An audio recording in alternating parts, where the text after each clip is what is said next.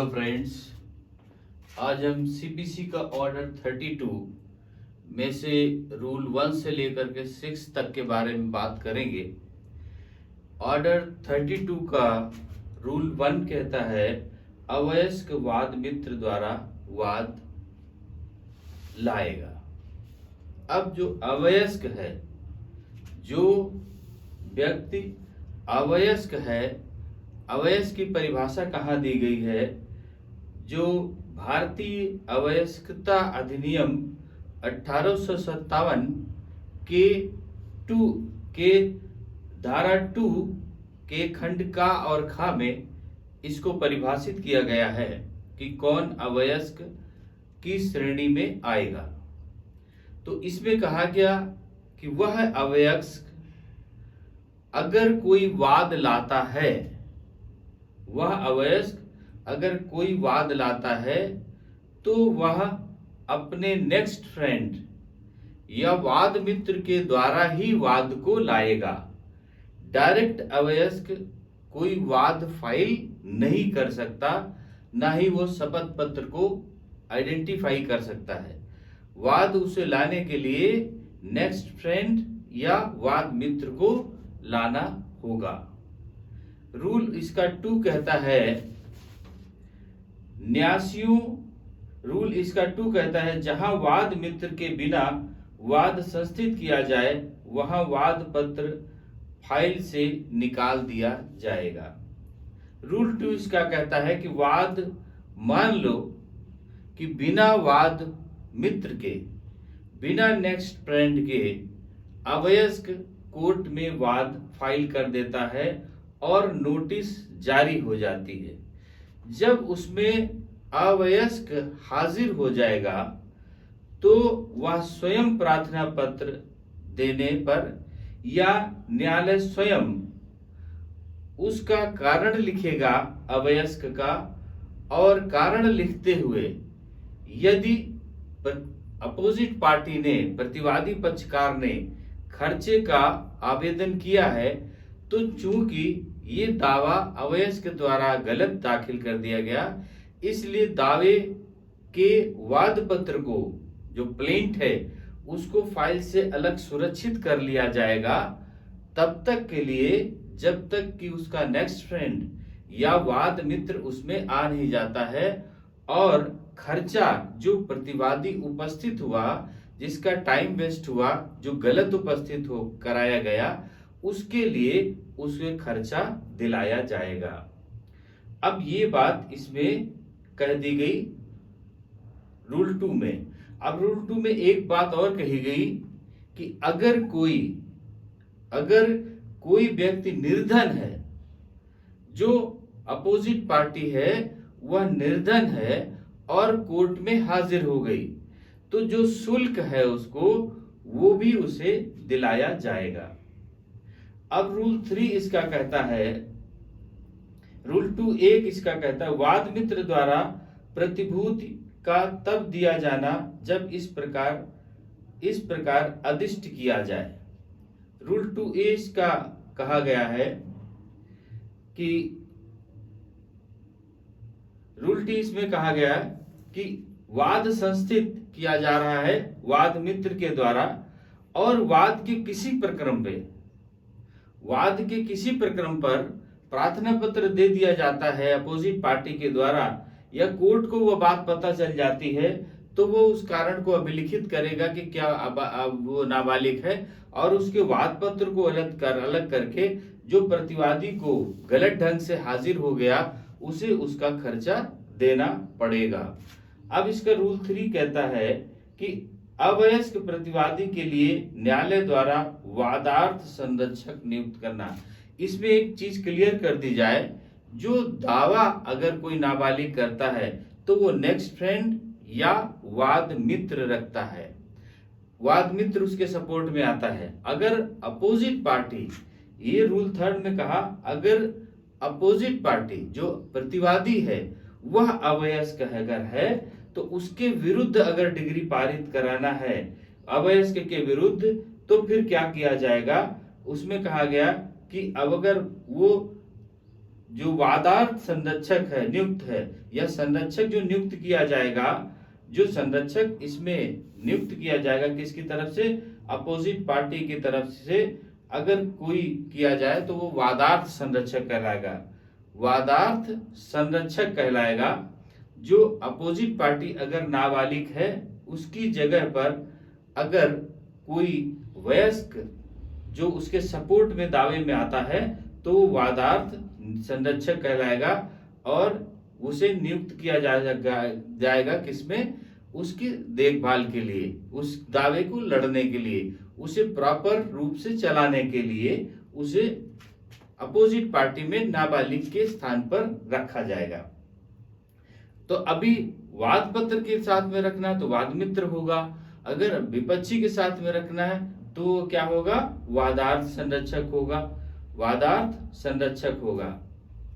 अब इसमें से कहा कि उसका वादार्थ संरक्षक का नियुक्त कैसे किया जाएगा, वादार्थ संरक्षक की नियुक्त कैसे की जाएगी। तो वादार्थ संरक्षक की नियुक्ति में वादी प्रार्थना पत्र देता है किसको, कोर्ट को, कि जो प्रतिवादी बनाया गया है वो अवयस्क है और उसे उसका वादार्थ संरक्षक नियुक्त कर दिया जाए, तो चाहे उसके माता को, चाहे उसके पिता को, और या अन्य कोई व्यक्ति जो उचित है उसे कोर्ट वादार्थ संरक्षक के रूप में नियुक्त कर सकती है। और जो वादी शपथ पत्र देगा वो शपथ, जो वादी प्रार्थना पत्र देगा वो शपथ पत्र से संरक्षित होगा, मतलब शपथ पत्र के साथ में देगा, तब उसे नियुक्त किया जाएगा।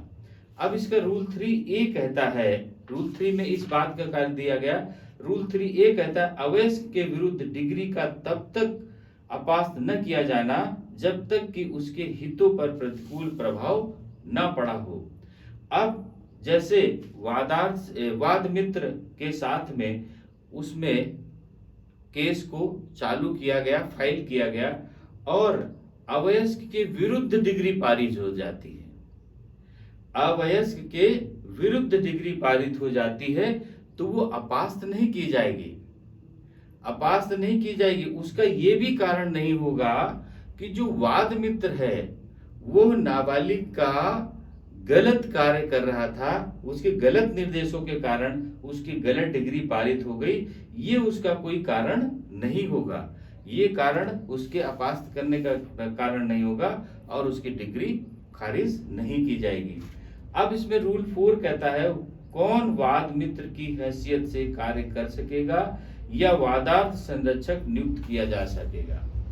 अब वाद के लिए वाद मित्र कौन नियुक्त किया जाएगा और अपोजिट पार्टी के लिए वादार्थ संरक्षक कौन नियुक्त किया जाएगा, उसकी क्या कैटेगरी होंगी उसके बारे में रूल 4 कहता है।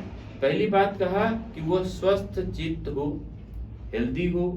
दूसरी बार कहा कि वो अवयस्क हो, दो बातें उसमें होनी चाहिए, एक स्वस्थ हो, दूसरी वयस्क हो। अगर वह स्वस्थ है, वयस्क है तो वाद मित्र या वादार्थ संरक्षक नियुक्त किया जा सकता है।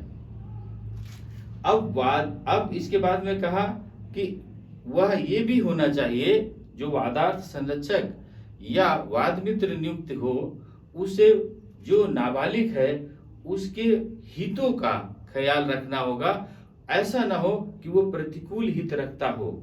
और दूसरी बात कहा कि वह प्रतिवादी के लिए वादी ना हो। मान लो वादी को ही वादार्थ संरक्षक नियुक्त कर दिया जाए प्रतिवादी के लिए, तो ऐसा नहीं होगा। प्रतिवादी के लिए जो वादी है वो नहीं हो सकता और वादी के लिए वादार्थ संरक्षक मतलब प्रतिवादी नहीं हो सकता।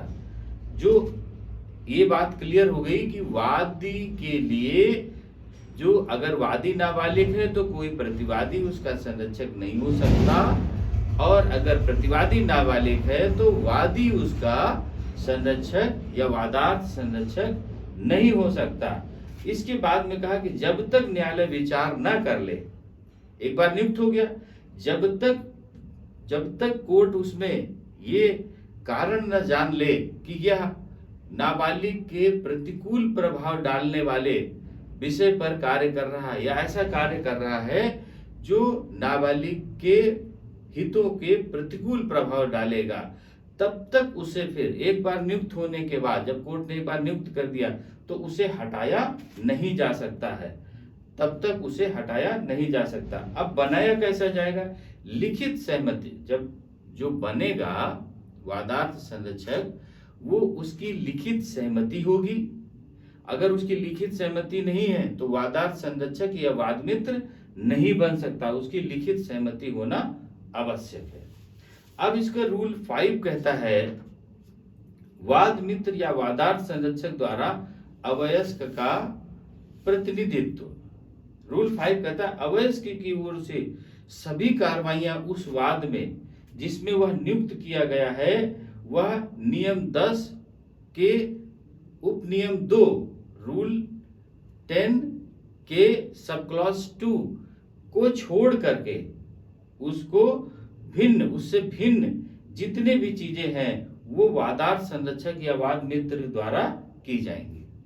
और वाद मित्र या वादार्थ संरक्षक से भिन्न व्यक्ति द्वारा अगर कोई कार्रवाई कर दी जाती है जो वादार्थ संरक्षक या वाद मित्र नहीं है, उससे भिन्न कोई व्यक्ति कार्रवाई कर देता है और उस पर आदेश या डिक्री पारित हो जाती है, तब कोर्ट में वादार्थ संरक्षक या वाद मित्र प्रार्थना पत्र देगा कि इसको कार्रवाई को मेरे द्वारा नहीं किया गया, तो वह डिग्री अपास्त कर दी जाएगी। मतलब उस पर कार्रवाई अब किसकी होगी? केवल वाद मित्र की होगी या वादार्थ संरक्षक की होगी। बाकी कोई कार्रवाई करेगा तो उसे निरस्त कर दिया जाएगा। अब इसमें से रूल 6 कहता है अवयस्क की ओर से वाद मित्र या वादार्थ संरक्षक को डिग्री के अधीन संपत्ति की प्राप्ति। अब डिग्री हो गई किसमें? वाद में लड़े, चाहे वाद मित्र के पक्ष में, मतलब नाबालिग के पक्ष में जो वाद मित्र लड़ रहा था उसके पक्ष में, या प्रतिवादी जो नाबालिग था उसके पक्ष में जो वादार्थ संरक्षक नियुक्त किया गया वो लड़ रहा था, उसके पक्ष में अगर कोई न्यायालय कोई कार्य करता है, मतलब अगर कोई न्यायालय उसकी इजाजत के बिना, किसके? न्यायालय की इजाजत के बिना जो ये नियुक्त किए गए वो कोई कार्य नहीं करेंगे। किसके लिए? डिग्री या आदेश के पूर्व समझौते के तौर पर कि आपस में समझौता कर लें, उसके लिए क्या होगा?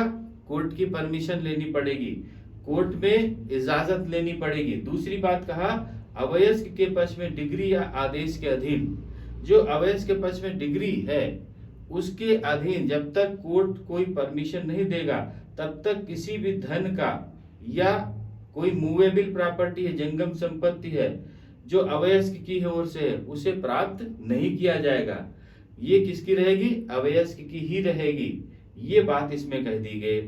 अब अगर इसमें कहा गया कि वाद मित्र और वादार्थ संरक्षक अवयस्क की संपत्ति का संरक्षक होने के लिए सक्षम प्राधिकारी द्वारा नियुक्त या घोषित नहीं किया गया है, या ऐसे नियुक्त या घोषित किए जाने पर धन या अन्य जंगम संपत्ति को प्राप्त करने के लिए ऐसी किसी निर्योग्यता के अधीन है जो न्यायालय की को ज्ञात है, वहां यदि न्यायालय संपत्ति प्राप्त करने के लिए उसे इजाजत देता है तो वह ऐसी प्रतिभूति अपेक्षित करेगा और ऐसा निर्देश देगा जिनसे प्राप्त करने के लिए उसे इजाजत देता है। मतलब कहने का मतलब ये है अगर न्यायालय उसको कोई चीज जो नाबालिग की है उसके हैंडओवर करता है तो वो हैंडओवर करने पर उतनी संपत्ति का उससे सिक्योरिटी रखवा लेगा कि यदि संपत्ति का नुकसान होता है या इसको सेल कर दिया जाता है या और कोई चीज हो जाती है तो उसकी ये संपत्ति एज ए सिक्योरिटी रखी हुई है, तो नाबालिग के लिए कोई नुकसान नहीं होएगा।